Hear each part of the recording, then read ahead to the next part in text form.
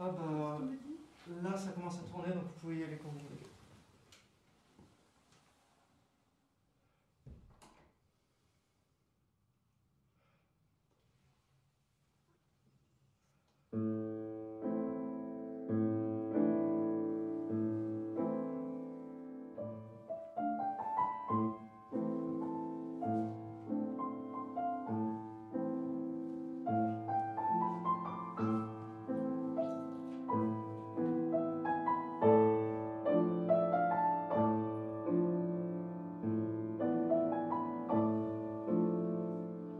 J'ai la joie et l'honneur de vous présenter François Stillard, Georges Chaminade et Stéphanie Doustrac autour de Pauline Viardot.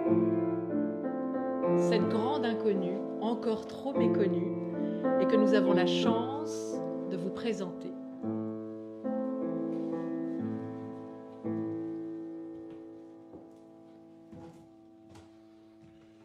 Je dois dire que c'est une immense joie et que je suis sûr que Pauline, là où elle doit être absolument ravie d'avoir réuni deux grands talents avec son âge. Bravo, bravo à toutes les deux. Et nous allons commencer par vous présenter, j'espère que ça va vous amuser Georges, un petit mélange de tout ce qu'on va trouver sur le disque que nous venons d'enregistrer au Chant de Linos. Donc, plusieurs morceaux. Parce qu'il y a un truc qu'il faut dire sur Pauline, c'est étonnant à quel point elle a pu écrire des morceaux contrastés. Donc, on va vous en donner un exemple immédiatement, tout de suite. Quelque chose de très osé.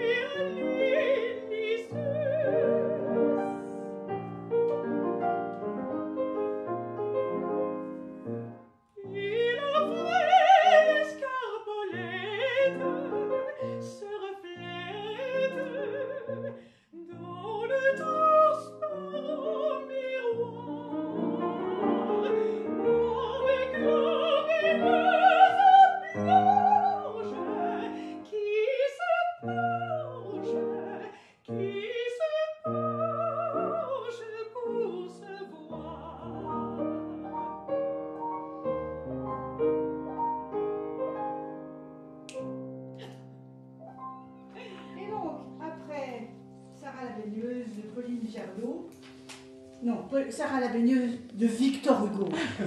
Pouchkine, l'évocation.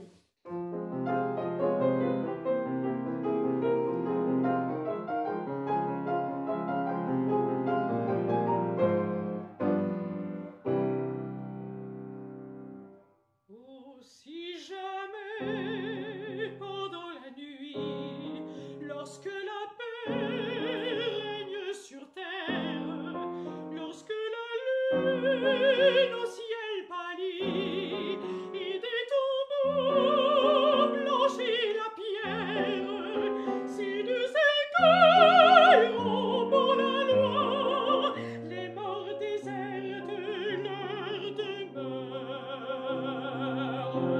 Entends ma voix, entends ma voix, toi que je pleure.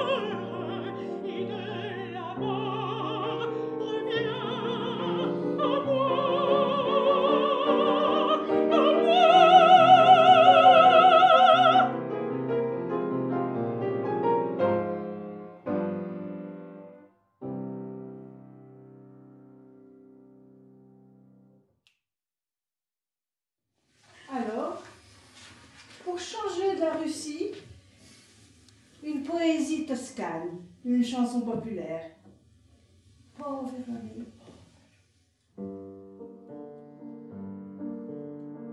Povera me, che non pensavo al fine, quando di voi mi presi a innamorare e non guardai a dir son poverina, che da vostri occhi mi lasciai legare. Io mi lasciai legare di rassolta, merito questo e peggio e l'altra volta. Povera me. Allez, coupez. Pour une mélodie sur un texte de Monsieur la Renaudière, en mer.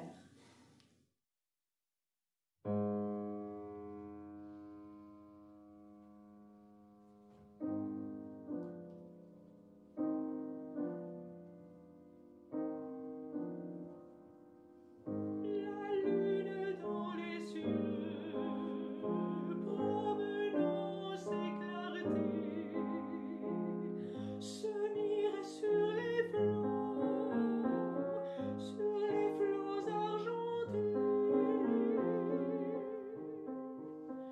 Je voguais solitaire et m'éloignant des grèves, entre le ciel et l'eau, je balançais mes rêves.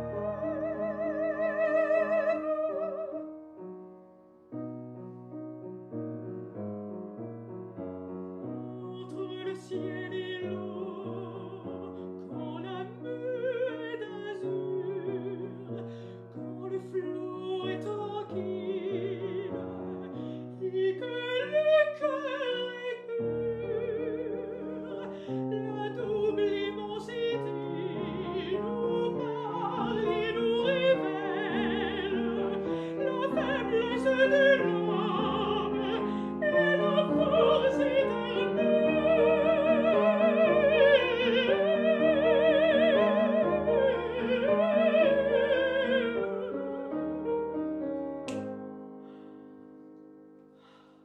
Pour passer à Monsieur de La Fontaine.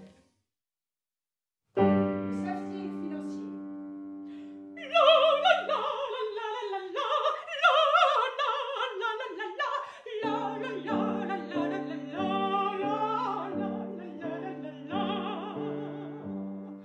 Un savetier chantait du matin jusqu'au soir.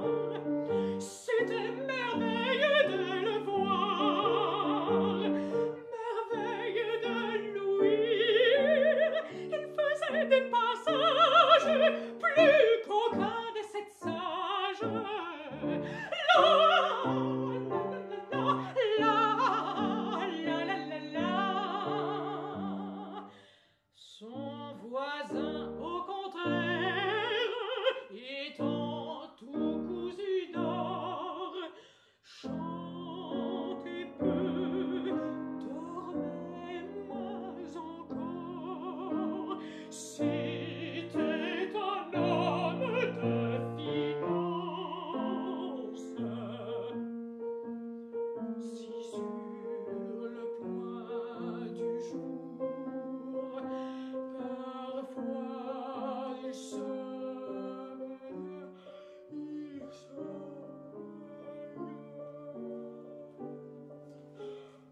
le savetier alors le chantait des vents. Pour laisser la place à la tragique Hermione de Racine.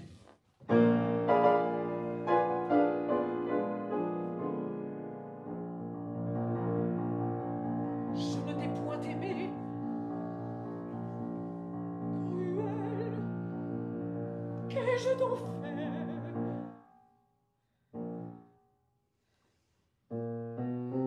J'ai dédaigné pour toi les feux de ton opince.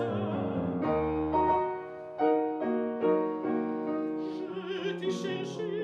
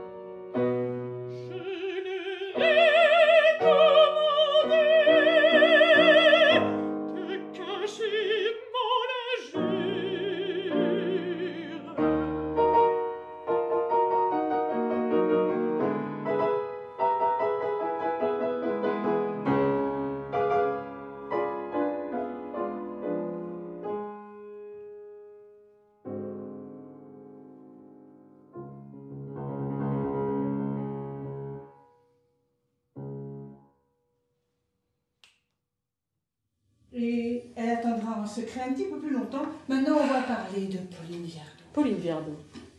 Alors, grâce à toi, j'ai pu rencontrer cette compositrice ou connaître sa musique.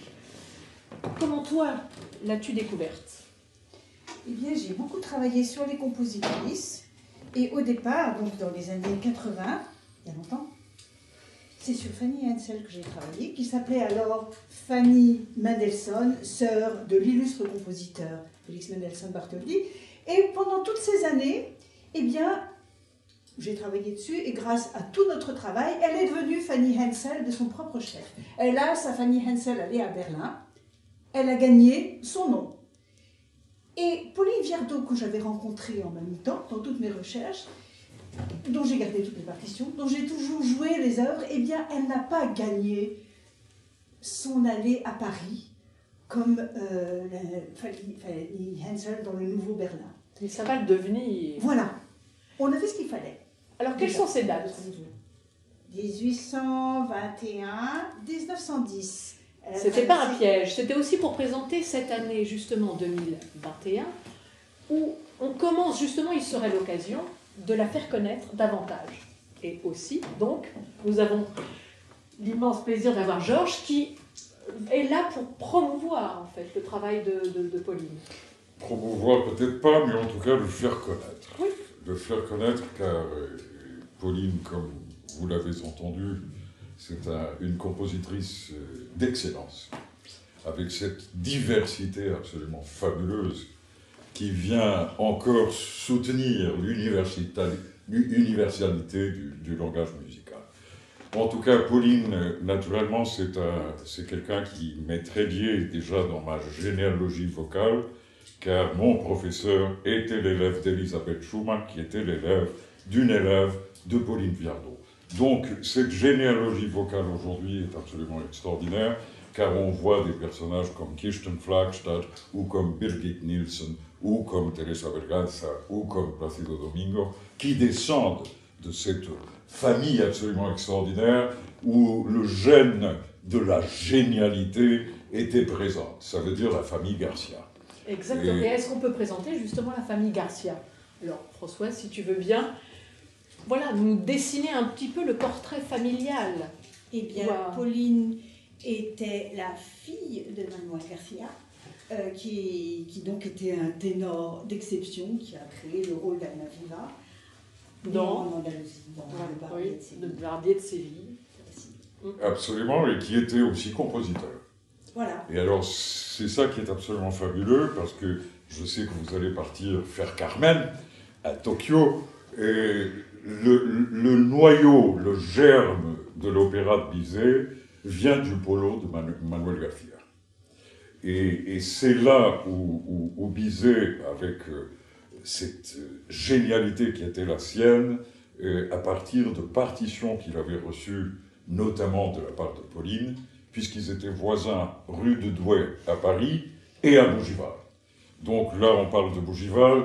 Je suis très heureux de vous annoncer que la Villa Viardot va être restaurée et que donc elle va faire partie, ça va être un cœur palpitant du Centre européen de musique à Bougival. Donc ce sera une façon aussi de continuer à perpétuer l'exemplarité de cette famille et notamment de Pauline Viardot. Car très souvent, encore aujourd'hui, on a besoin de dire c'est la sœur de la Malibran.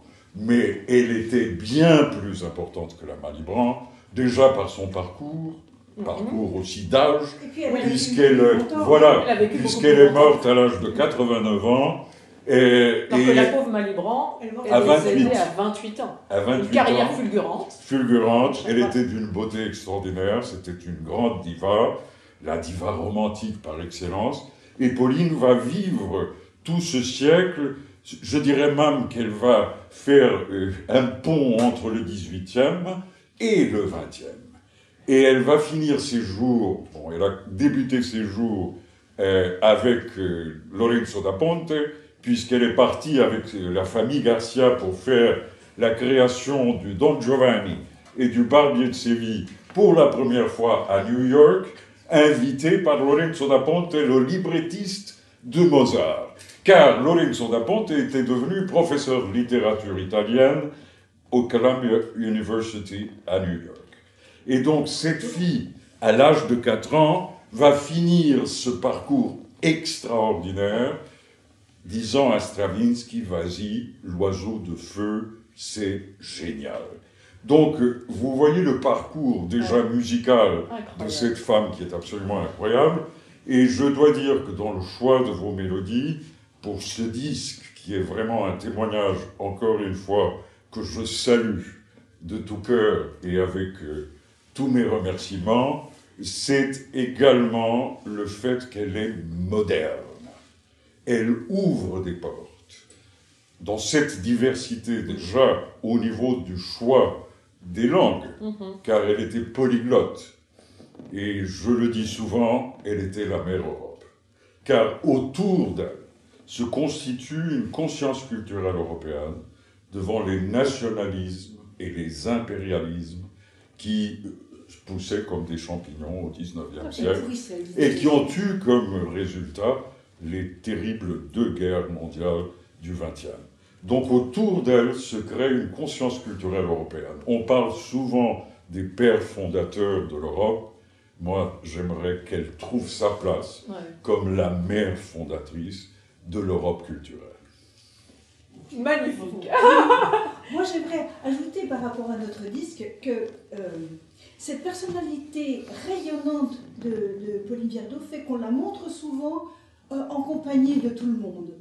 C'est-à-dire qu'on dit, c'est très facile de faire un programme magnifique en mettant Saint-Saëns à côté, en mettant Schumann à côté, en mettant Chopin, en mettant tous les gens qu'elle a connus, qu'elle a soutenus, Massenet, enfin, tout le 19e siècle culturel, c'est vrai.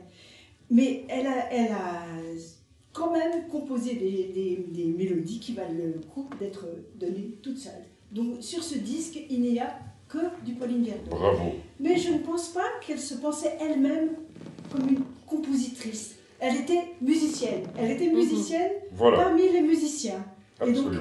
Et poète parmi et vous les savez, poètes. Et vous savez, Françoise, ce qui est absolument extraordinaire, et je suis tout à fait d'accord avec vous, c'est qu'elle était musicienne avant tout, et elle était de ces musiciennes qui servaient la musique. Aujourd'hui, ça devient rare, mais j'espère que ça va maintenant, après la pandémie, peut-être que les gens ont réfléchi un tout petit peu à la façon comment servir la musique. Donc elle a été quelqu'un qui a servi la musique en tant que pianiste, car elle était une pianiste absolument extraordinaire. Elle a joué, elle était l'élève de Liszt, elle était l'élève de Chopin, puisque Chopin lui a donné aussi des conseils, qui était son grand ami et qu'elle a soutenu jusqu'à la fin de sa vie. Mais également, c'était une remarquable, bien sûr, cantatrice, avec une tessiture absolument fabuleuse, que je retrouve dans la voix de Stéphanie, surtout dans la puissance de ses graves, qui était quelque chose qui était commenté à chaque fois comme impressionnant. Les graves de Pauline, et en même temps, c'était tendu jusqu'à la soprano coloratura. Donc, c'était de ces voix absolument mystérieuses, mais qui ont existé, qui existent encore. Le cas de Stéphanie, qui a une tessiture large. Et donc, là, nous avons, à mon avis, ce service de la musique qui va devenir aussi un service de citoyenneté. Et ce n'est pas par hasard que Pauline est la première compositrice à être inscrite à la Société des auteurs, à la SACEM de l'époque. Donc il y avait une véritable volonté de défense des droits d'auteur, des droits de l'interprète. Elle a été un soutien majeur pour Clara Schumann, un soutien majeur pour Fanny Mendelssohn aussi. Car Mendelssohn l'a connue à Leipzig, quand elle a interprété Rosine du Barbier de Séville, Et c'est là où Clara Schumann dit « Jusqu'alors, je ne connaissais pas le génie de l'interprète. Aujourd'hui, je l'ai connu. C'était Pauline Viardot. » Donc, tous les grands thèmes dont nous parlons maintenant finalement actuellement sur la féminité, enfin je veux dire, sur le féminisme et sur l'Europe, on est exactement encore dans les mêmes problématiques. Absolument. Et c'est assez intéressant et ça effectivement nous laisse... C'est pour ça, Stéphanie, que permet de ce pont est réfléchir. tellement important Ouais. aujourd'hui de remettre la lumière juste et justifiée sur le personnage de Pauline Viardot. Tout à fait. Car elle a ouvert des portes.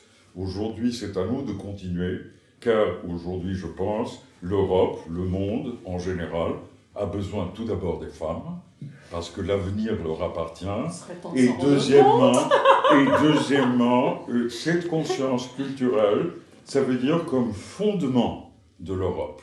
Et ils avaient compris, car autour d'elle, comme vous disiez tout à l'heure, Françoise, il y avait des personnages absolument clés de l'histoire, de l'esprit, si j'ose dire, du XIXe siècle. Mais quand vous voyez que Victor Hugo va écrire Les États-Unis d'Europe, après les discussions qu'il avait dans les salons de Pauline, vous comprenez que les artistes et les intellectuels à l'époque, devant ce que le monde leur présentait, avaient compris que la culture était le fondement même de cette construction européenne. On l'a faite par l'économie. Aujourd'hui, c'est le moment de réinscrire la culture dans les fondements de l'Europe. Enfin, ça commence. Alors allons-y. Pour terminer, pour conclure ces petits Je entretiens... vais tourner les Oui, pages. oui. Je vais tourner les pages. Page, donc pour Madrid, sur un poème. Puisque nous sommes en Europe. Oui, donc Puisque nous parlons d'Europe. on parle d'Europe avec Madrid sur un poème d'Alfred de Musset, Parme sur un poème de Sully Prudhomme, et enfin une création, la scène de Phèdre, qui jusqu'à présent existait en manuscrit, qu'elle a composée la même année que la scène d'Hermione, qu'on a évoquée, et donc toujours... L'amour du théâtre. Oui. Son amour du théâtre. Il ne faut pas oublier, petite parenthèse, que Rachel et Sarah Bernard assistaient à tous les concerts de Pauline, car elle était une tragédienne extraordinaire. Et souvent, on dit que Viardot était la Calas du 19e. Moi, je préfère dire que Calas est la Viardot du 20e. Voilà, Merci. Madrid.